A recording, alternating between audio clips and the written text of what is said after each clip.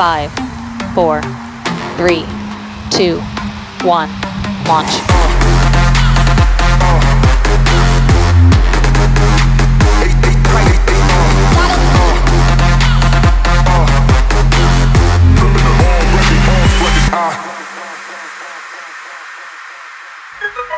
Elon Musk has recently launched astronauts to the International Space Station. What an incredible feat, something that massive countries like Russia have failed to do. But as I'm sure you know, this isn't Elon Musk's first rodeo. By his mid-40s, he built 4 multi-billion-dollar companies in software, in space, in energy, and even in transportation. And so many people have tried to figure out, how has Elon Musk done this? How has he achieved such incredible things? The conclusion they've came to is it's to do with his vision. He's able to distort reality and dream incredible things and sweep great talent up with him. Or it's to do with his work ethic, or it's to do with his drive, or it's just to do with natural talent. But I don't agree with any of these things, because all of those things, there are multiple other people out there that share those same traits. So many people have work ethic and natural talent. I want to figure out, and what we're going to explore in this video, is what Elon Musk does differently that gets him such crazy results. And the first thing that's just obvious is that he views the world differently to the way you or I view the world. Just listen carefully to what he has to say in this clip. I look at the future from a standpoint of the probabilities. It's like a branching stream of probabilities. And there are actions that we can take that affect those probabilities. So as we go about our day-to-day life, we can view life like a tree diagram with infinite different decisions to make and infinite different outcomes of those decisions. And every time we're confronted with a decision, we're going to put ourselves onto a new path on this tree diagram. And once we've made that decision, we can never go back. That's not how time works. Time flows onwards. Once we've made a decision, we can never go back. And if we consistently make correct decisions, we can end up at an outcome that is incredible, that you live a great life.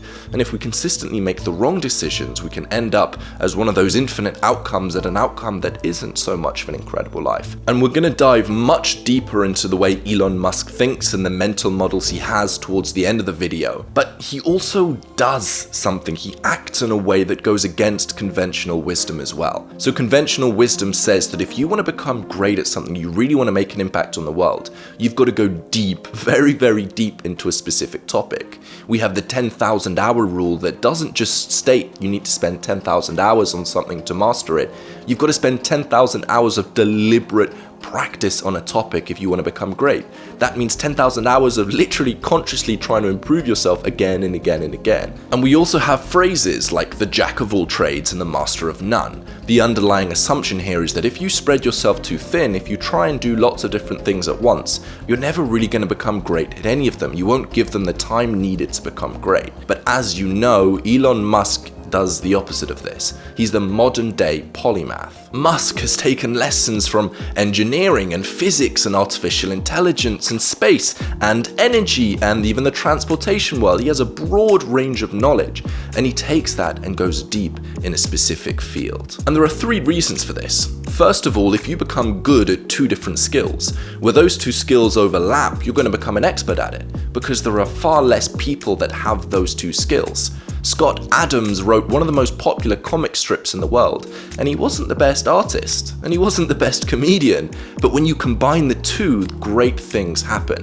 And this is perfect as a business strategy. If you've ever read the book Blue Ocean Strategy, it's about combining niches to find areas where there's less demand, and Elon does this perfectly when it comes to learning skills. Second of all, you can take innovations from one field and steal them and apply them to a different field, and yet you're the one innovating in that new field. You're bringing something new to that field. For example, you know, those electric scooters that you saw in LA, companies literally stole that idea and brought it to a different place, and they're seen as the leaders. You can take ideas from multiple fields and just steal them and apply them to different fields. So before we had these specific studies, we had nature, and these specific fields of studies are built upon nature, which means that the rules of nature, the laws of the universe, apply to those specific fields. You can take laws in one field and apply it to a completely different field at all.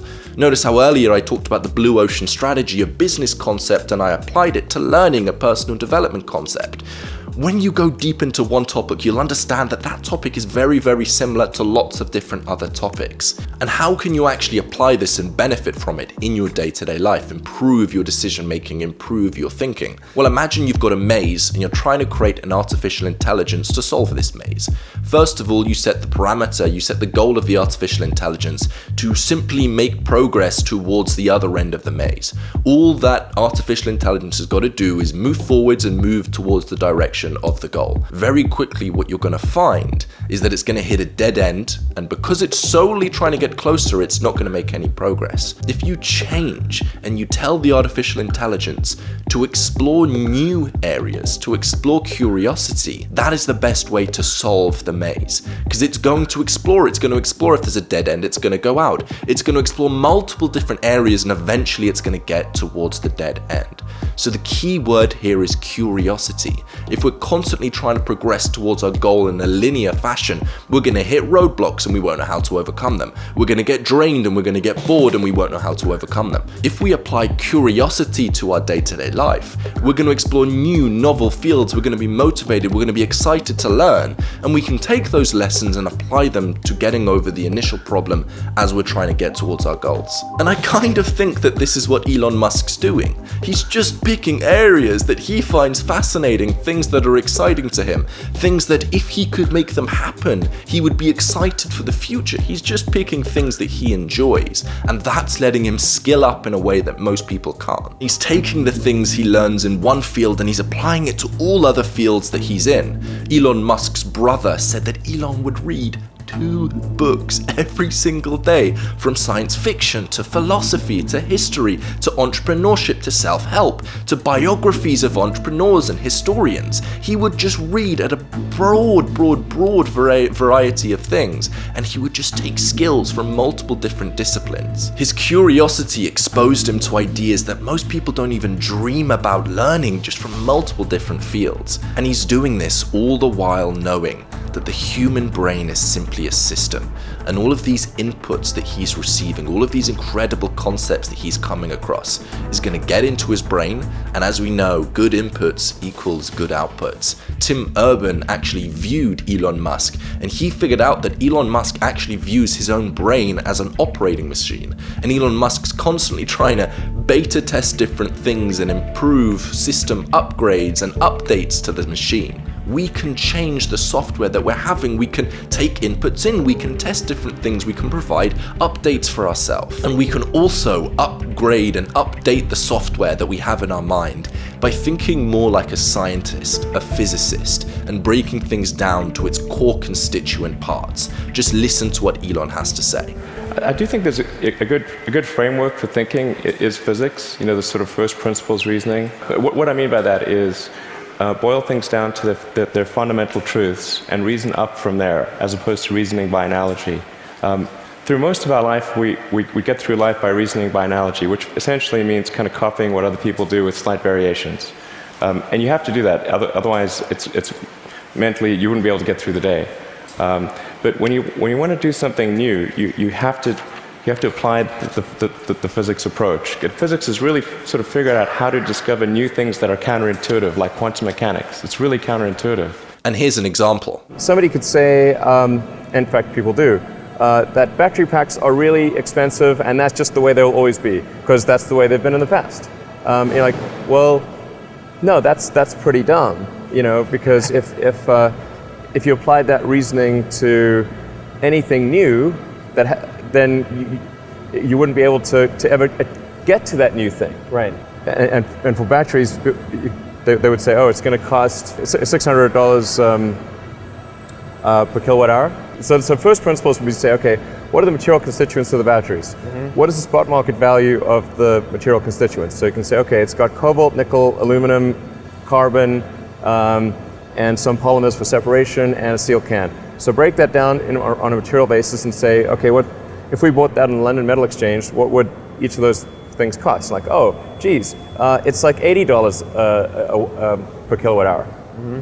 So clearly, you just need to think of clever ways to take those materials and combine them into the shape of a battery cell, and you can have batteries that are much, much cheaper than anyone realizes. The way I've heard people describe it is it's the difference between a cook and a chef. A cook can make things by following a recipe. He's good and he's able to get the ingredients together and follow the recipe step by step and make a pretty nice dish.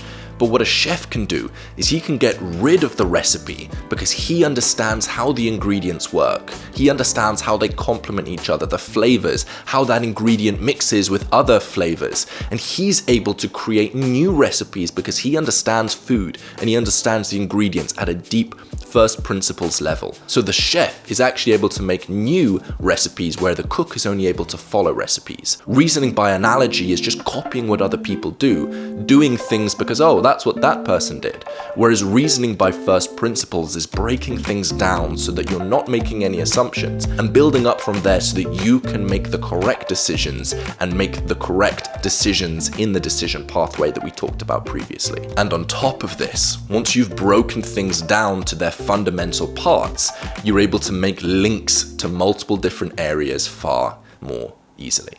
So to summarize all of this, Elon Musk views the world through a scientific lens. He is a scientist through and through. And before I share with you my favorite quote from Elon Musk, a really interesting, obscure quote that really shows who Elon Musk is, I want to give you the action item of this video.